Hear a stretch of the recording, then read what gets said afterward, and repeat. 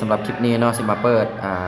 สอนวิธีการเปิดพอร์ตเดโมเนาะหรือพอร์ตทดลองนั่นเองเนาะ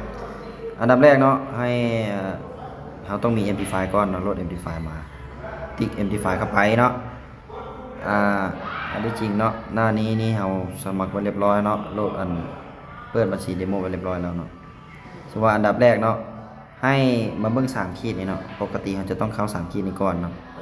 แล้วมากดคำว่า manage account หรือว่าจัดการบัญชีเนาะกดเข้าไปปึ๊บมันจะมาอยู่หน้านี้เนาะ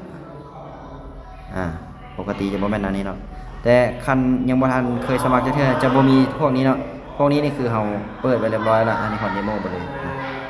แล้วบัดนี้เนาะให้เรามากดตัวหมายบวกนี้สังเกตแล้วหมายบวกนี่เดี๋ยวขีดให้เบิ่งเนาะให้กดตัวนั้นเข้าไปปึ๊กเนาะแล้วก็ให้เราเซิร์ชชื่อโบรกเกอร์พิมพ์เข้าไปเนาะ W N S ปึ๊บในบอร์มันเด้งขึ้นมาแล้วก็คือตัวนี้นะให้เราติ๊กไปได้เลยติ๊กไปปึ๊บต่อมาก็คือให้เราสังเกตบนตัวนี้ที่มันเขียนว่า Open a demo account หมายความว่าเปิดออเดอร์เปิดพอร์ตเดโมนะ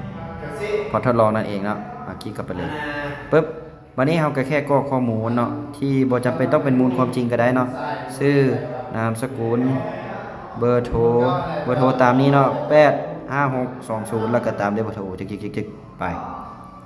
เนาะแล้ว Gmail เนาะ Gmail หลังจากนั้นเนาะเราก็มาเลือกตัวยอดเงินบาทนี่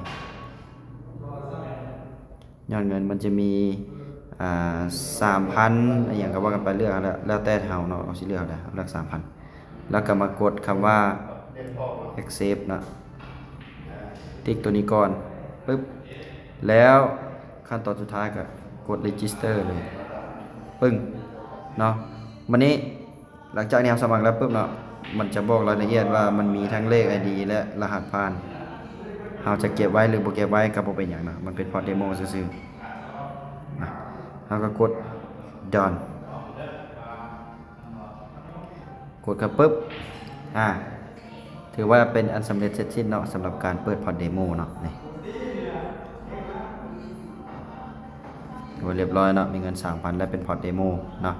ให้สังเกตเป็นข้างเนาะครับเป็นพอร์ตเดโมจะเป็นอย่างนี้ขั้นตอนเราก็จบเพียงเท่านี้เนาะขอขอบใจ